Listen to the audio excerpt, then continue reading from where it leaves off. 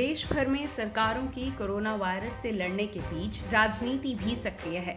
राजस्थान में अब कांग्रेस सरकार ने विपक्ष में बैठी बीजेपी पर सरकार गिराने का आरोप लगाया है।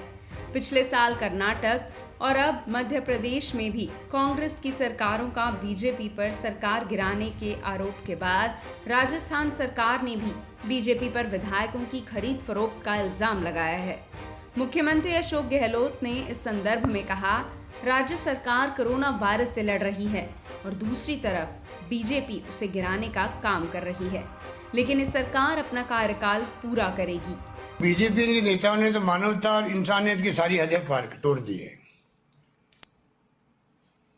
क्योंकि एक तरफ तो हम जीवन और आजीविका बचाने में लगे हुए हैं और दूसरी तरफ लोग सरकार गिराने में लगे हुए हैं।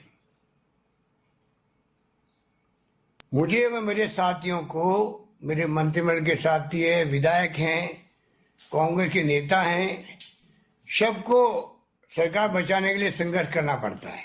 ये लोग सरकार कैसे घिरे, किस प्रकार से तोड़फोड़ करे, खरीद करे, ये तमाम काम में लगे हुए हैं।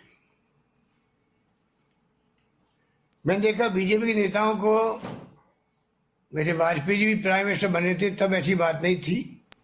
अब जो 14 के बाद देख रहा हूं कि इतना अहम घमंड आ गया है, अहंकार है, ये खुल के सामने आ गए। देश के सामने धर्म नाम पर, जाति के नाम पर लोकतंत्र की हत्या करने में लगे हुए हैं। आपने नमूने देखे होंगे किस प्रकार से इन्होंने जब जब इनका मौका लगा, चाहे वो गोवा या मणिपुर हो, वहां पे सरकार ने बनने दी कांग्रेस की। गहलोत ने राज्यवर्धन सिंह और सतीश पूनिया पर कांग्रेस के विधायकों को करोड़ों रुपए का लालच देने का भी आरोप लगाया। ये सतीश पूनिया जी हो, राजेंद्र राठौड़ जी हो, ये जिस प्रकार का खेल खेल रहे हैं राजस्थान के अंदर सरकार को गिराने के लिए अपने केंद्रीय नेताओं के इशारे पर, ये तमाम बातें जनता के सामने आ चुकी है, जनता समझ गई है। और किस प्रकार से ये कभी एडवांस में लो 10 करोड़ रुपए, सरकार गिर जाएगी तो फिर आपको देंगे 15 करोड़ रुपए, पता नहीं क्या क्या ये बातें फैला रहे हैं, वादे कर रहे हैं, कोई सोच नहीं सकता। मुख्यमंत्री के इन आरोपों से पहले कांग्रेस के वरिष्ठ नेता और पार्टी के मुख्य सचेतक महेश जोशी ने बीजेपी पर कांग्रेस के विधायकों की खरीद फरोख्त का आरोप लगाया था। जांच में जो खुलासे हो रहे हैं उससे भारतीय जनता पार्टी के लोग आ गए हैं कि पता नहीं क्या क्या बातें और उनके सामने आएंगी। वो कुछ भी कहें, राजस्थान की जनता देख रही है किस तरीके से कर्नाटक में हुआ, महाराष्ट्र में हुआ, गुजरात में हुआ, मध्य प्रदेश में हुआ, वो सब भी अंतर्गत ही भारतीय जनता पार्टी खरीद फरोख्त करती है। पूरे देश में उन्होंने करने की कोशिश की, राजस्थान में करने की कोशिश की, मुंह की खानी पड़ रही है इनको। राज्यसभा के चुनाव के दौरान की, राज्यसभा के चुनाव में भारतीय जनता पार्टी खुद का ही वोट क्रॉस हो गया, तो हमारे अंतर्कला की बात कर रही है। कुल मिला के उनकी बौखलाहट का परिणाम है। सच्चाई जांच एजेंसी सामने लेकर आएंगी। मैंने कोई आरोप लगाया, आज जो जांच एजेंसी ने दूसरे मामले में जांच की उसमें जो खुलासे हुए हैं वो मेरे आरोपों को पुष्ट करते हैं।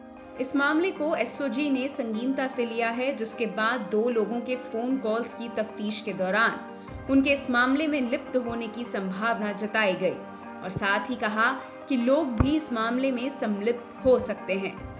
एक परिवार तो जो श्री महेश जोशी जी ने दिया था, तो उसकी जांच अभी भी जारी है और साथ में ही चूँकि समय समय पर जो असामाजिक तत्व या जो कुछ ऐसे समाज में लोग हैं जो समाज के हित में काम नहीं कर रहे हैं, तो उनके कई बार फ़ोन अंतर्वरण पर होते हैं।